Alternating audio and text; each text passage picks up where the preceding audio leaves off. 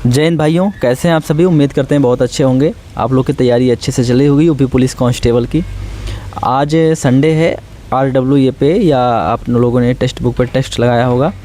तो हम भी मॉक टेस्ट तो नहीं दिए हैं हम यूपी पुलिस का। आप लोगों को पता है कि हम लोग ट्रेनिंग कर रहे हैं यूपी पुलिस का, सेलेक्टेड हैं 60,244 भर्ती में।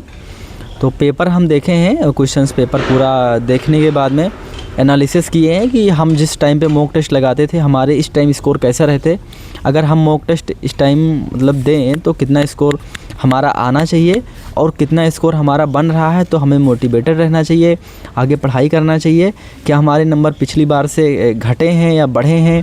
आपके नंबर इसमें घटने चाहिए, बढ़ने चाहिए। पिछले मॉक टेस्ट से ये इसका इजी था, हार्ड था, सब पे बात करेंगे। पूरा पेपर एनालिसिस करने के बाद में हमारे साथ 3 भाई हैं, इनसे भी बात करेंगे।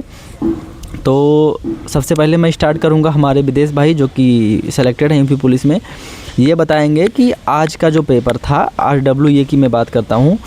RWA में एक एवरेज बच्चा जो है वो हिंदी में लगभग कितना क्वेश्चंस कर रहा है आज के लेवल के हिसाब से।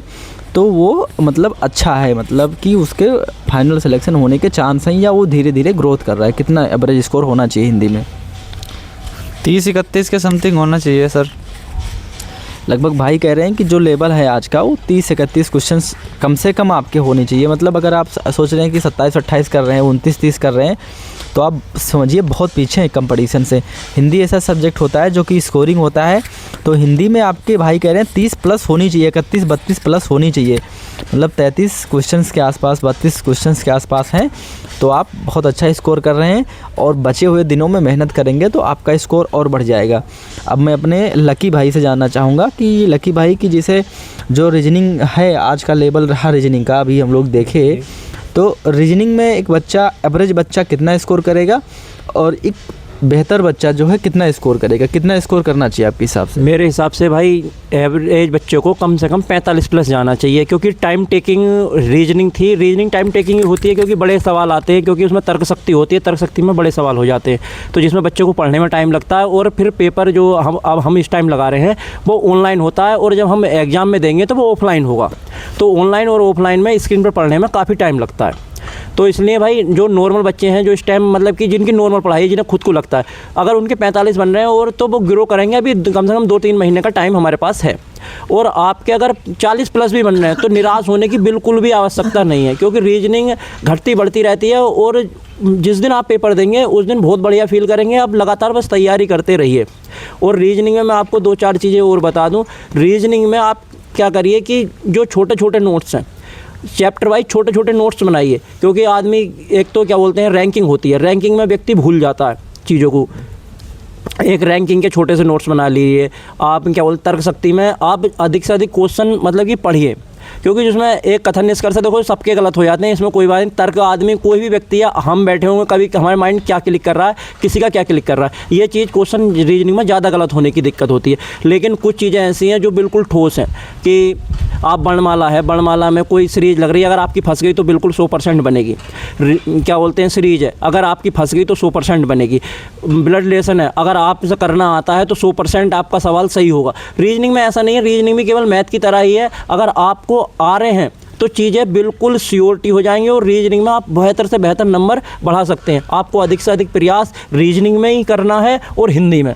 ये दोनों सब्जेक्ट ऐसे हैं कि जो आपको आपकी जो तैयारी है उसमें 4 चांद लगा देंगे और आपके सिलेक्शन में बिल्कुल कारगर साबित सिद्ध होंगे। अगर आप जिस दिन आप सेलेक्ट हो जाएंगे, ये बात आप दूसरों को भी बोलेंगे कि आपको हिंदी और रीजनिंग पर बहुत मेहनत करने की ज़रूरत है। आप जितना प्रयास मतलब जितना आप उसे टाइम देंगे इतना ही आपका टाइम मैनेजमेंट होगा, टाइम कम लगेगा और आपके मतलब कि सिलेक्शन होने के चांस बढ़ेंगे। तो सबसे पहले तो धन्यवाद लकी भाई, इतना अच्छे से आप बताया हम लोग को, हमारे भाइयों को।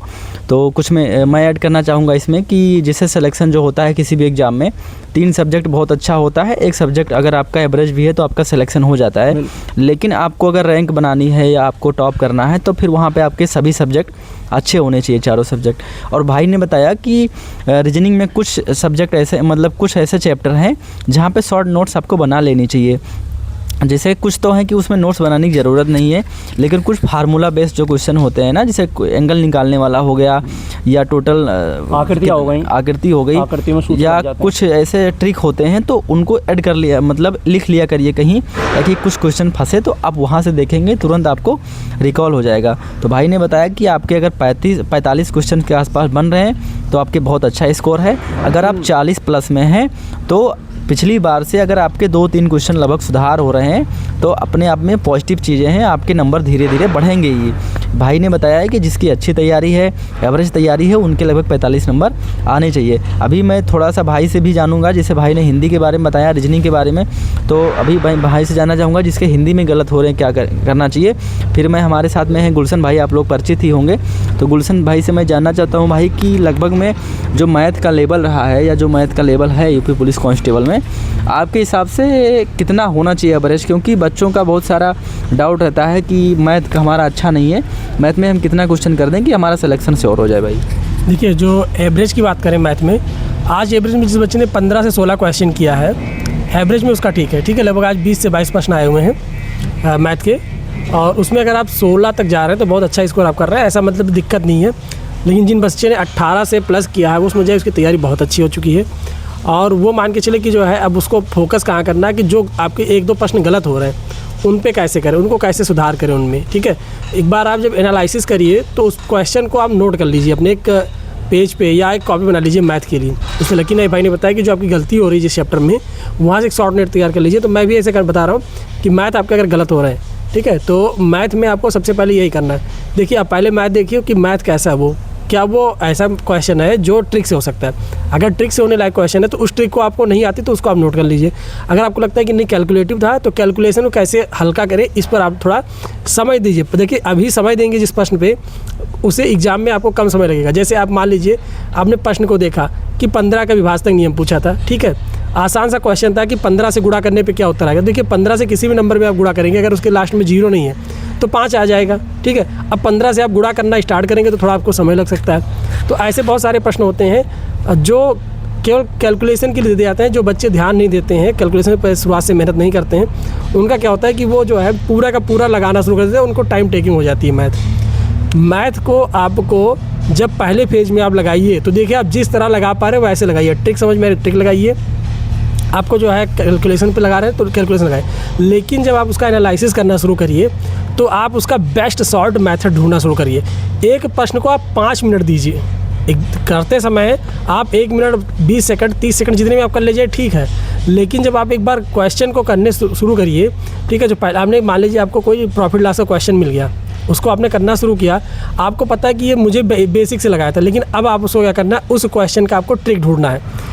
क्योंकि एग्जाम में जो आपके पास ट्रिक होगी उस पर आप 1-2 बार प्रैक्टिस करके जाएंगे तभी होगी, क्योंकि अचानक अभी आपने देखा ट्रिक और हो जाए ऐसा संभव नहीं है। तो उससे रिलेटेड क्वेश्चन भी बाद में आपको लगाने हैं, जिससे जो है ऐसे धीरे धीरे करके आपके जो क्वेश्चन गलत हो रहे हैं उसके मार्क आपके नंबर बढ़ेंगे, और मार्क में आपके जो मार्क्स बनेंगे वो टोटल 20 में 20 जो प्रश्न आते हैं 20 के 20 आपके सही हो जाएंगे। धन्यवाद गुलशन भाई, आपने सही बताया कि हमें क्या है कि जैसे मैथ रीजनिंग कहीं ना कहीं जो है ज़्यादा हमको कैलकुलेशन से होता है। अगर हमारे कैलकुलेशन अच्छे हैं तो हमारी स्पीड बढ़ जाती है, फिर हमें ना मैथ में दिक्कत होती है ना हमें रीजनिंग में होती है, हमारा टाइम बच जाता है, जिससे एग्ज़ाम में हम सारे क्वेश्चन अटेम्प्ट करते हैं। तो हमें जब अपना क्वेश्चन हम सॉल्व कर रहे हैं, चाहे यहाँ मॉक टेस्ट में चाहे एग्ज़ाम में, तो अपने माइंड एकदम खुले रखने हैं। अगर एक बार देखने पर मुझे लग रहा है कि इसका ऑप्शन ये सही होगा तो तुरंत मतलब सही लग रहा है तो उसको लगा देना है। ये नहीं कि हमको उसको सिद्ध करना है, प्रूव करने बैठना है, मतलब अपने माइंड ओपन रखने हैं हमेशा और जल्दी से जल्दी क्वेश्चन सॉल्व करने की कोशिश करनी है। और मान लीजिए जैसे मॉक में आपका गलत भी जा रहा है तो जाने दीजिए, कोई दिक्कत नहीं, लेकिन इससे आपको सीख आ जाएगी कि हाँ हमने सोचा गलत था या सही सोचा था। बाद में तो आपको करना ही करना है एनालिसिस में, ठीक है। अब हम बताएंगे जीएस के बारे में। भाई जीएस का लेवल देखे हैं, क्योंकि हम लोग की मतलब तैयारी थोड़ी अच्छी है जीएस की, इतने दिन से जीएस पढ़ रहे हैं, लेकिन उसके बाद में भी ऐसा नहीं है कि जीएस में आप बहुत ज़्यादा स्कोर कर सकते हैं। जीएस का लेवल ठीक था, हम पूरा क्वेश्चंस देखे हैं, लगभग में जीएस में 25 प्लस क्वेश्चन करने लायक थे आज के मॉक टेस्ट में। करने वाले तो भाई 35 भी करेंगे, 34 भी करेंगे, लेकिन कुछ होंगे 10-20 ऐसे एक्सेप्शन होता है, आप सब नहीं कर सकते 35। और करने को तो हम भी यूपी पुलिस के फाइनल एग्ज़ाम में 35 क्वेश्चन सही करके आए थे। लेकिन जो मैं एवरेज बताता हूँ कि लगभग में 25 क्वेश्चन जिस भाई या बहन के हमारे आज बन रहे हैं तो बहुत अच्छा स्कोर है आज के हिसाब से 25 क्वेश्चन।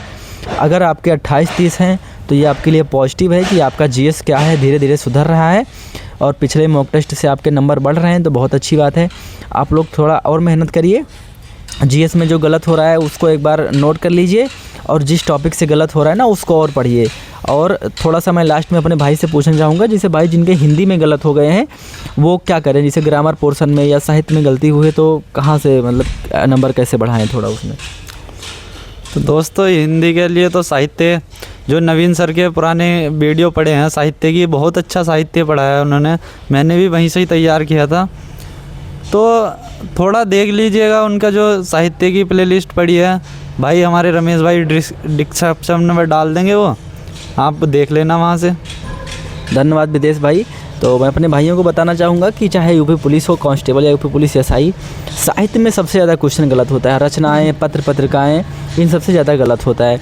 तो आप साहित्य वाले पोर्शन पे ज़्यादा फोकस करिए। ग्रामर तो हम लोग शुरू से पढ़ते आ रहे हैं, कुछ चीज़ें हैं पर्यायवाची शब्द हो गए, विलोम शब्द हो गए और तत्सम तद्भव, ये सब चीज़ें याद कर लेंगे। हाँ, नई रचनाएँ जो आ रही हैं करंट अफेयर से रिलेटेड, उनके बारे में साथ में पढ़ते चलना है तो आपका स्कोर अच्छा जाएगा। अगर हम चारों लोग जितना पेपर को एनालिसिस किए हैं, कुछ देर बैठ के पेपर पूरा क्वेश्चन देखे हैं, तो आज का मैं अगर पूरा ओवरऑल स्कोर बताना चाहूँ कि अगर कितने नंबर आपके हैं तो आप बहुत अच्छे मतलब हैं कंपटीशन में बने हुए हैं।